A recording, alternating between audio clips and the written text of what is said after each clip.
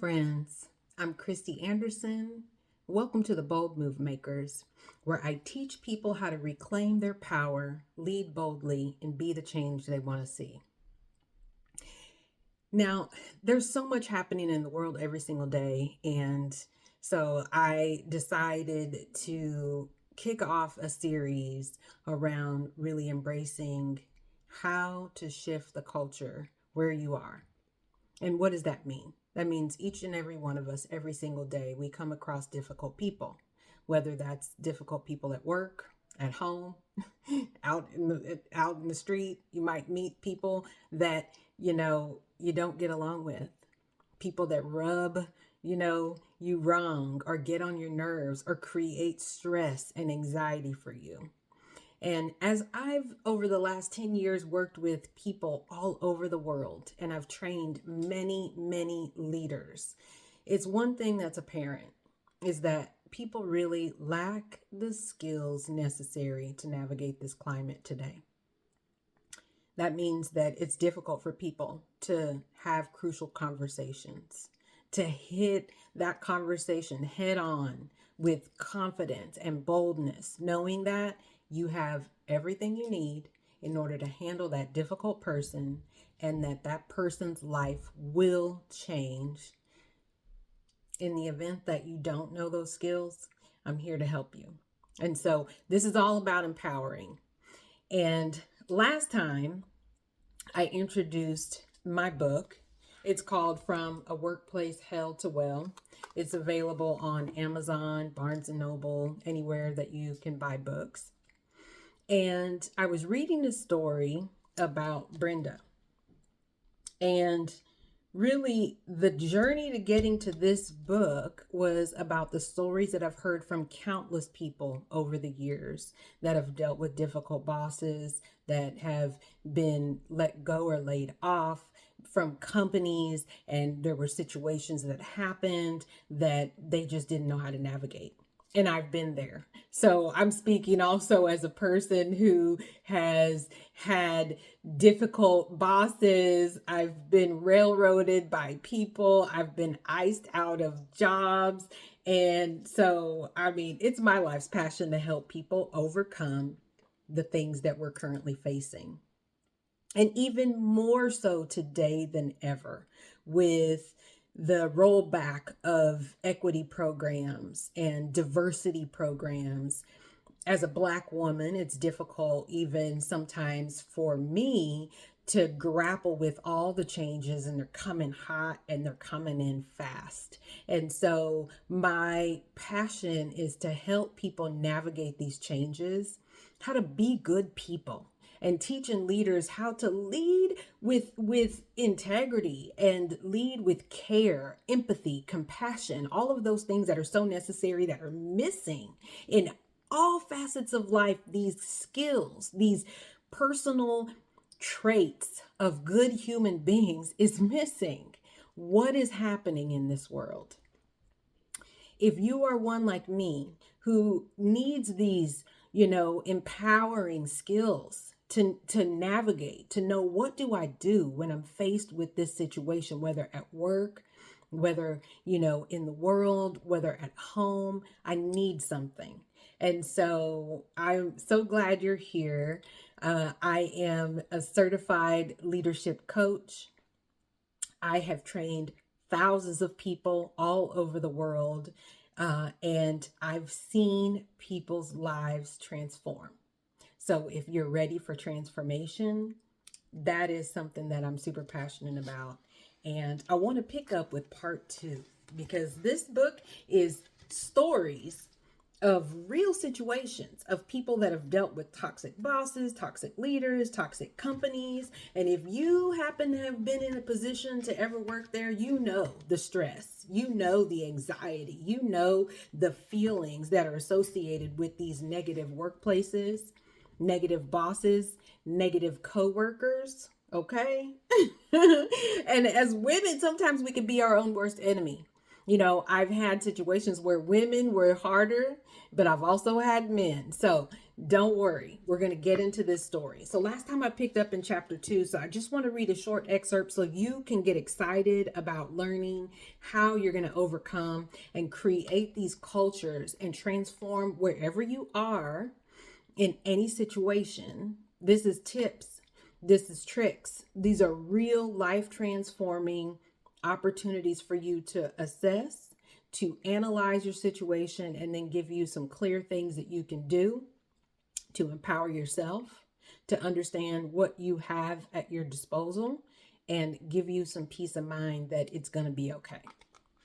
So we picked up with Brenda, and Brenda has a boss who is like the devil wears Prada. You've seen that movie, The Devil Wears Prada, with Miranda, and she comes in and she throws her coat, and all the people in the office, when they know she's coming, they're all whispering. It's like, Miranda's coming, and she's just like this devil in this amazing, dress.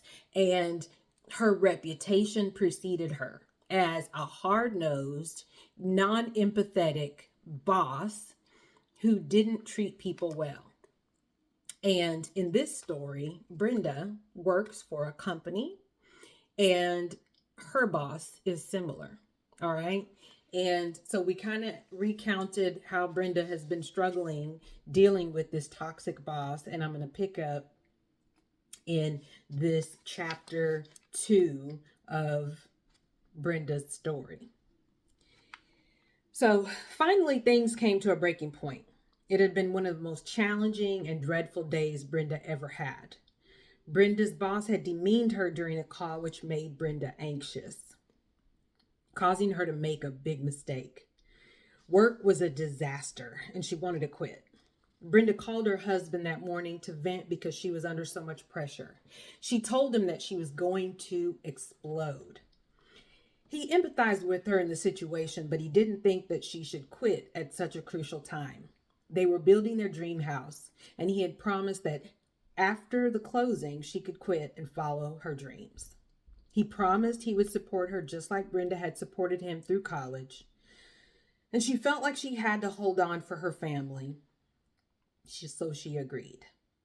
Later that evening, as Brenda arrived home from work, she could immediately tell something was wrong. Her normally talkative husband was quiet and withdrawn. She sensed a thick fog of tension in the air. Perhaps he had been drinking, but given the pressures already looming, she didn't want to add to the stress of the day. Brenda dared not say a word. He walked out of the house without so much as a goodbye. Brenda heard the roar of his motorcycle engine starting up and zooming off. Little did she know that this would be the last time she would ever see her lover, her friend, the father of her 3 children. Brenda received the dreaded knock at the door at 3 a.m. It was the police. That night, her husband had suffered a tragic motorcycle accident and passed away from his injuries. She had let her best friend walk out of her life forever that night.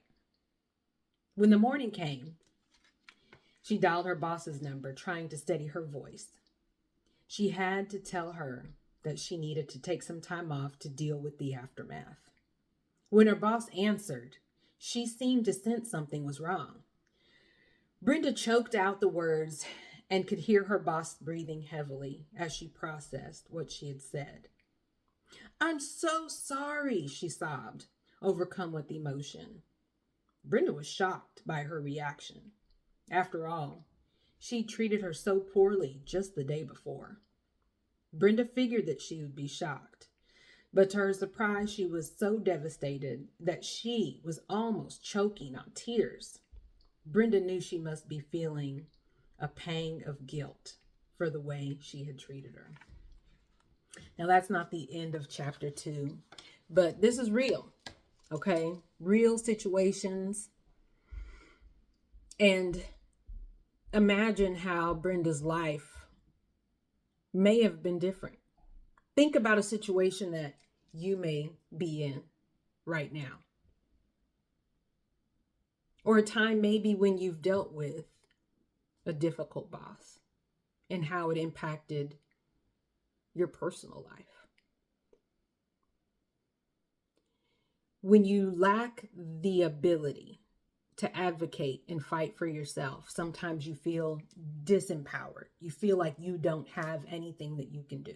You don't know who to talk to. You don't feel that HR is an ally for you. You feel like you might receive retribution if you escalate on that boss. And it's important for us to know that you have the power within. Number one, to not allow the stress of the outside to get in. In this case, Brenda let it get in. What are you letting in today? How are you dealing with the stress of the current climate? Whether you're dealing with a company that's recently laid you off and now you have to suffer the repercussions of that, or you have a boss that is treating you so poorly, or coworkers that may be ganging up on you, I want you to know you're not alone. All of us at one point in our lives, as we've navigated our careers, have to deal with people, haters, as people like to say.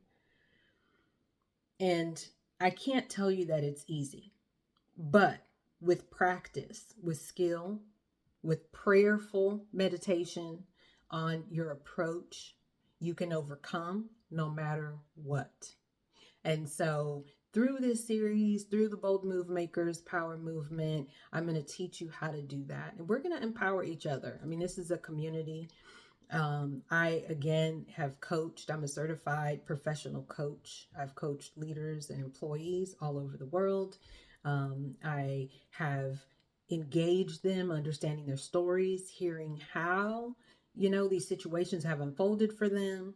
And then I always ask this one question: what if the person or the situation does not change? What would you do? And the answer, sometimes it's elusive. They can't think of an answer. But the truth is, no matter what you can't change, the one thing that you can change is you. So be empowered today.